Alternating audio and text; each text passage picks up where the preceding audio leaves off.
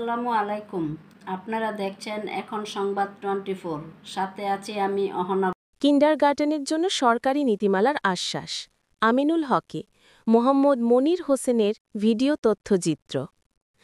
ঢাকা মহানগর উত্তর বিএনপির আহ্বায়ক ও ঢাকা ১৬ আসনের ধানের শীষের প্রার্থী আমিনুল হক বলেছেন, দেশের প্রায় ৫৫,০০০ কিন্ডারগার্টেন স্কুলকে মূলধারার শিক্ষা ব্যবস্থার সঙ্গে সমন্বয় করে সরকারিভাবে একটি নীতিমালা প্রণয়ন করা হবে।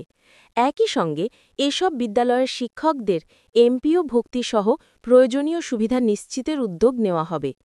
শনিবার সকালে পল্লবী ২ নম্বর কমিউনিটি সেন্টারে বাংলাদেশ কিন্ডারগার্টেন অ্যাসোসিয়েশনের শিক্ষকদের সঙ্গে এক মতবিনিময় সভায় প্রধান অতিথির বক্তব্যে তিনি একথা জানান। বিএনপির এই নেতা অ্যাসোসিয়েশনকে সরকারের কাছে উপস্থাপনের জন্য প্রয়োজনীয় শর্ত ও প্রস্তাবনা লিখিত আকারে জমা দিতে অনুরোধ করেন। তিনি বলেন, আমাদের আগামী নির্বাচনী ইশতেহারে আপনারা যেন কিন্ডারগার্টেন খাতের পক্ষে নীতিমালা ও গাইডলাইন উপস্থাপন করতে পারেন, সেটি চাই। আমিনুল হক জানান, এই বিষয়ে শীঘ্রই বিএনপির ভারপ্রাপ্ত চেয়ারম্যান তারেক রহমানের সঙ্গে আলোচনা করে বাস্তবায়নের পদক্ষেপ নেওয়া হবে বলেও তিনি আশা প্রকাশ করেন। কিন্ডারগার্টেন স্কুলের নিবন্ধন জটিলতা দূর করার ওপর গুরুত্ব দিয়ে তিনি বলেন, সহজ শর্তে নিবন্ধনের ব্যবস্থা ও সরকারি বেসরকারি বিদ্যালয়ের সঙ্গে যোগসূত্র তৈরিতে কাজ করা হবে। সরকারি বৃত্তি বন্ধ হওয়ায় বৈষম্য তৈরির অভিযোগ তুলে বিএনপির এই প্রার্থী বলেন, তার দল ক্ষমতায় গেলে প্রতিটি বিদ্যালয়ের শিক্ষার্থীদের জন্য আবারও বৃত্তি পুনর্বহাল করা হবে।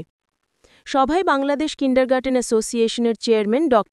এল.এম. কামরুজ্জামান সভাপতিত্ব করেন। সঞ্চালনা করেন এটিএম অলিউল হাসানাত তুহিন। প্রধান আলোচক ছিলেন বিএনপির শিক্ষা বিষয়ক উপদেষ্টা ড. মাহাদি আমিন।